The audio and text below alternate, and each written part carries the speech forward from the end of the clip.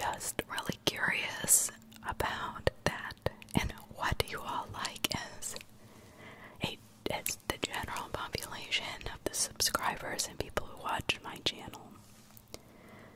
So that we have out of the way. And I can't even tell you how much I love you guys and how much I appreciate you coming and listening to my creepypastas. And well, I'm on this kind of creepypasta bandwagon right now, and I may stay on it because if it's something that really no other channel does in a whisper, I may just keep doing that and then putting out other videos like chit and chats or something. I don't know, I've been thinking a lot about how to make your experience more enjoyable.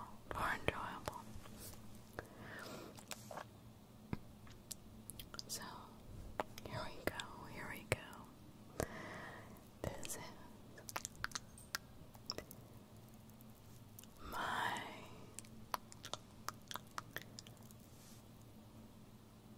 personal hell.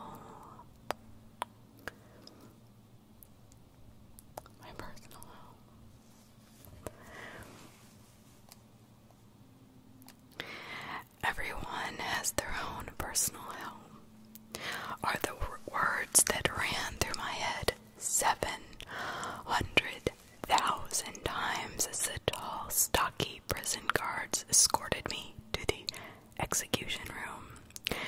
My arms started to hurt as they were bent in an awkward position, held by the straight jacket, tightly strapped over my orange prison jumpsuit. I heard the various prisoners of D Block shouting random shit out to me as I passed them. One of the inmates that I knew, Frank Morris, went as far as stopping me simply to mock my death, impending death. He said, "I bet tonight's show will be a real shocker, huh, pretty boy? I'll see you in hell, Morris, you piece of shit. Man, if I can't escape this shithole, yeah, sure will, buddy." We were never buddies, Frankie. He reached his long, skinny arms out to strangle me, but failed as a guard smacked his callous knuckles with his guard's baton. Frank flinched at this, stepping back while rubbing his hands and scowling at the guard with bad looks. Sure, kiddo. When you get there, tell Doc to screw himself, alright? Why don't you do the same? Those are some fighting words, Charles. A guard stepped in and pushed him back through the bars on the cell. "If you don't shut up, I will break both of your hands, Frank." That immediately made Morris walk back to his bunk bed and sit down before waving to me as a sad goodbye.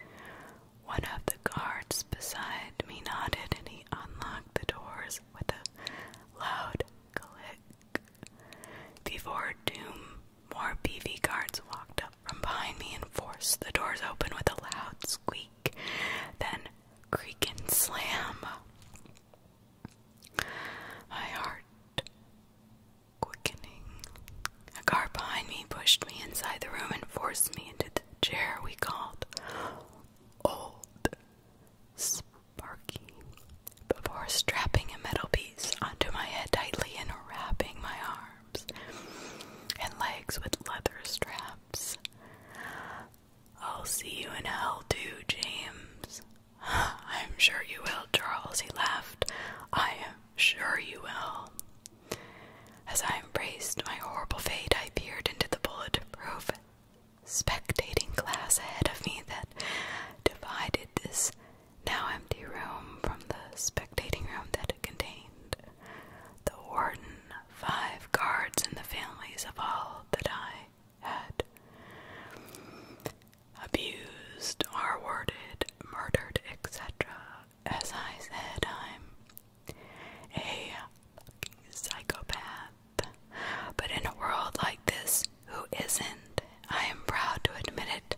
I would do it again. I am being executed for 23 killings, most of which consisted of young women or boys who I R-worded, essayed, or just didn't like, or their parents. They don't know this, but I actually killed 36 people in total.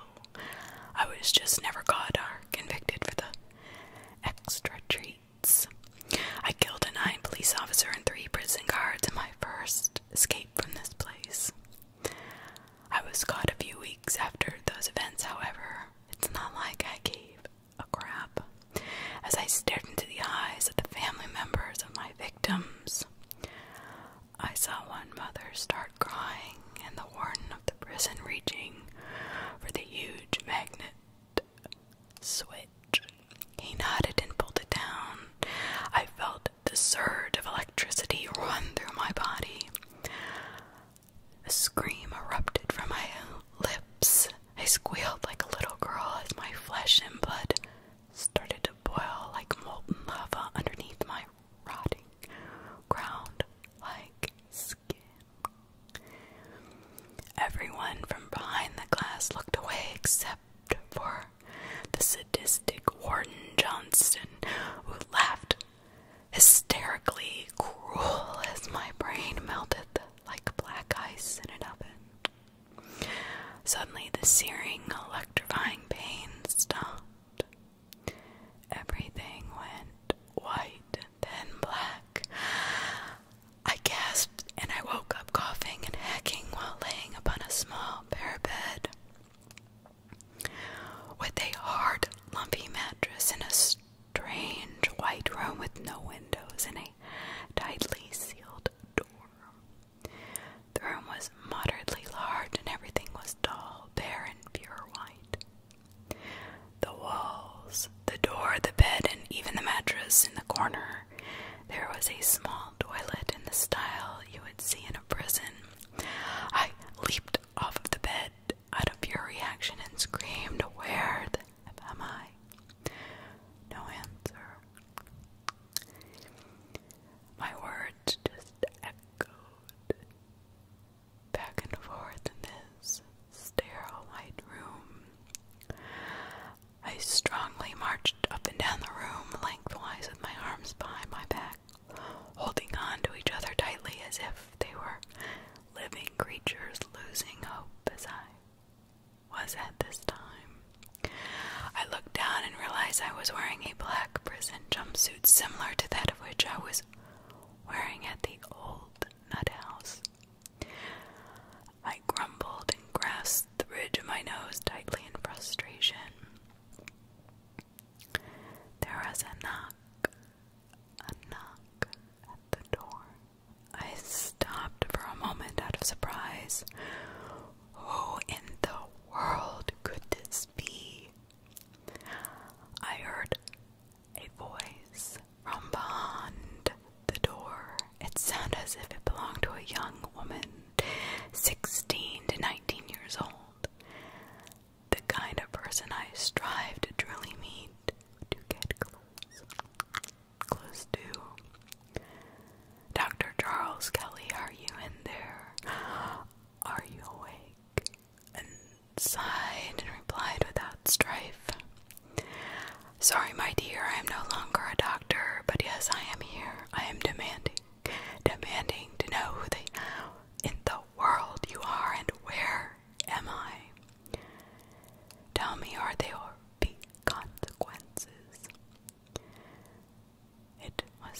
awfully silent, awkward silence, until she replied after a few moments, "Hell, that is just it.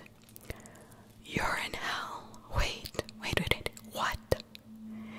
You just died and your soul has been harvested by the Dark Lord. It's about as simple as that. I will be your guide. This is your new home. Welcome." I heard keys rattling as the huge metal door was unlocked by this young lady. She entered without hesitation into the large, white, vacuous room. She had gorgeous natural blonde hair that was tied in a bun, sort of maneuvered to the back of her head. Her face was obviously free of any sort of makeup. I noticed this as I stared into her stunning blue-green eyes curiously. Her rosy red lips stuck out like yellow and black, and her perfectly shaped nose made me want to I stopped. I wanted to get past that. I was no longer who I used to be. At least I wanted to believe that. Certain parts of me didn't believe that at all. Her magnificently beautiful eyes were covered by large black prescription glasses that made her irises appear much larger than they actually were. I looked down upon her rosy red cheeks, extraordinarily special looking, something you could only witness once in a lifetime. Like a perfect sunset. Although there were many like it, I sensed that this one was absolutely perfect. I had never felt such emotions before in my 67 years of life. This felt as if my frozen microscopic art was growing and melting at the same time. I felt as if I was in love. Her perfect lips curled into a twisted smirk as she sensed I was spacing out into her universally wonderful eyes. If I am dead and in hell, why has this ride been so perfect so far? Maybe because I have merely chosen the form that suits you the most. Something or someone you would feel comfortable with. But I don't feel comfortable. My chest, it hurts. Well, you're already dead, so what is the worst that could happen? She let out an adorable giggle before walking out into the long, dark hallway filled with identical rooms, door by door, all locked.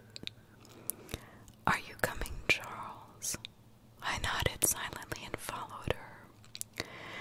She was dressed in a white lab coat covering a red buttoned shirt above a dark skirt that ran to her knees. Even further down, she was wearing a pair of high-heeled stilettos. I followed in pure ecstasy. "So how does this work? Where are we going? What is going?" First of all, stop with the questions. Second of all, I am not your friend, nor am I your enemy. I am merely your guide. She signaled for me to enter an old, rusty, unsteady elevator shaft at the end of the hallway. I did as instructed, and she followed. "Tell me, Mr. Kelly, have you ever heard of the 9 great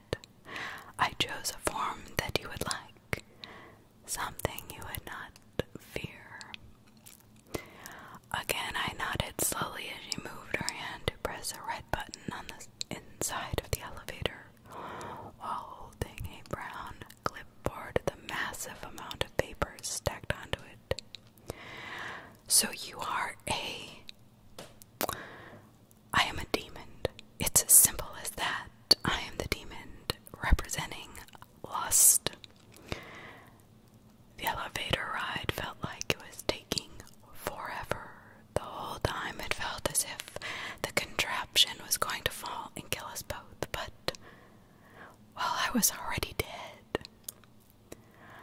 I'm not sure whether this is a nightmare or a dream come true. Why do you say that, Mr. Kelly? Oh, no reason, my dear.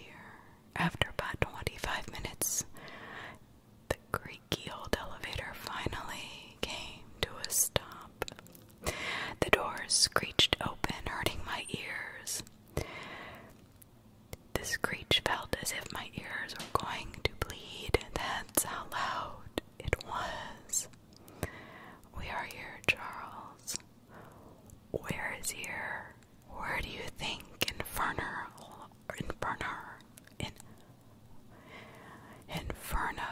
or, well, Dante, the second plane of hell? Oh, yes, you are here for the people you hurt. You know what you did. Well, for that, you now get to sit here and rot for the rest of eternity. Have fun, Mr. Kelly. She pushed me out of the elevator and it started to go up again without me this time. Dante, or, well, Inferno was a medieval-based setting. As I looked around from the elevator shaft that had now disappeared, I saw a very long corridor-like hallway that was filled with eerie paintings that stared at me as I walked past. These paintings were of other people that were eternally stuck within this dimension, such as Helen of Troy, Marilyn Monroe. I kept walking and walking and walking. I could not see the end of this hallway.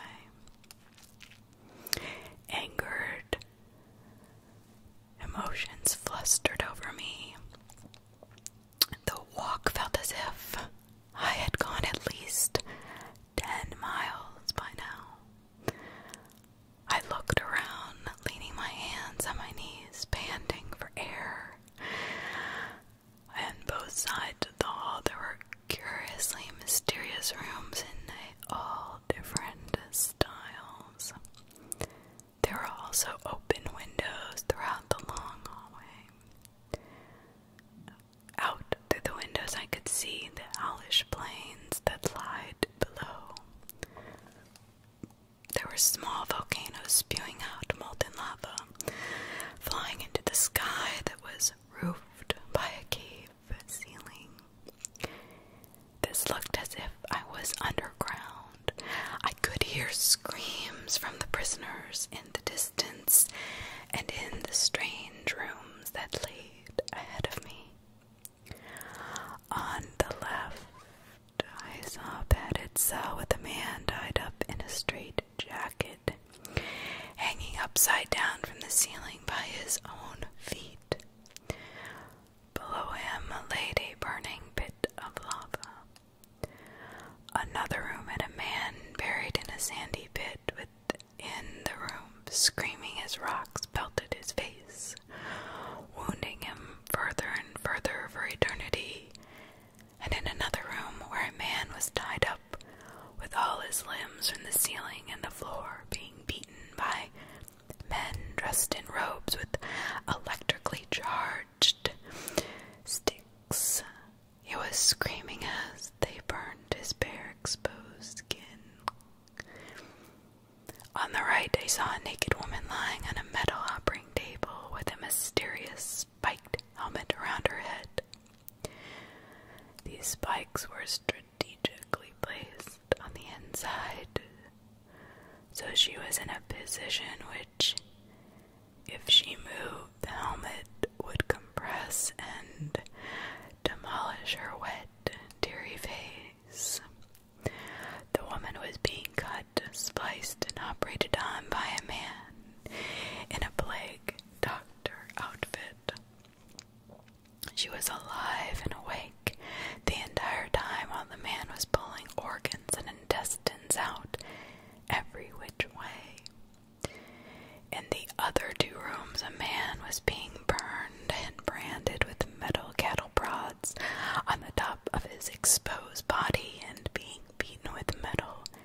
baseball bats by the same minions, dressed in a plague doctor's outfit below, while another man was being impaled and revived over and over and over again throughout the chest, where he was tied up in an extremely awkward position, his arms on the ceiling and his legs planted on the floor.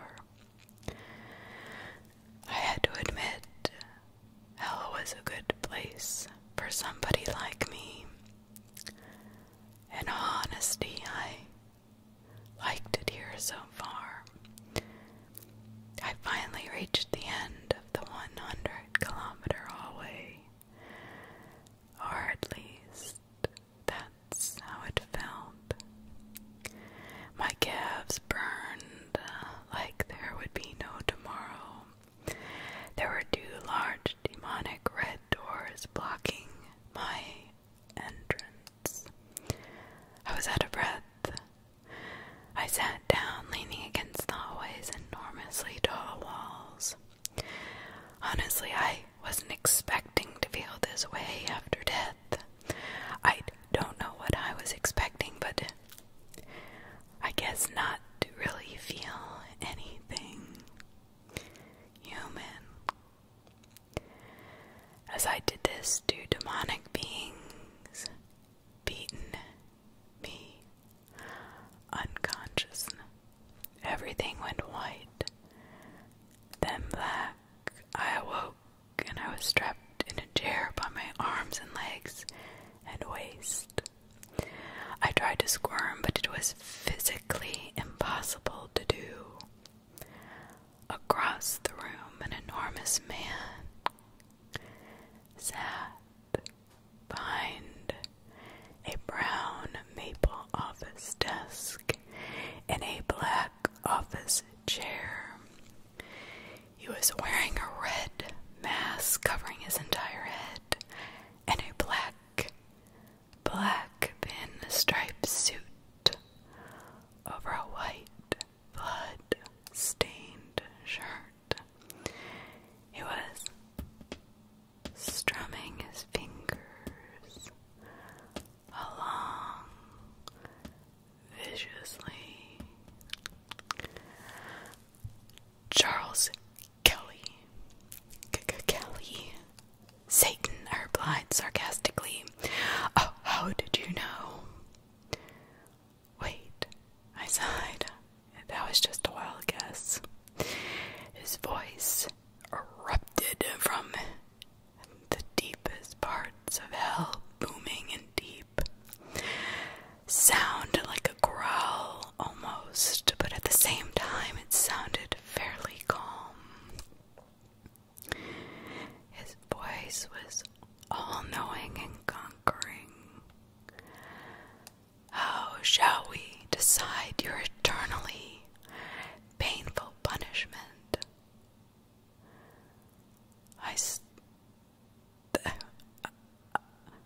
I couldn't speak. I was completely silent.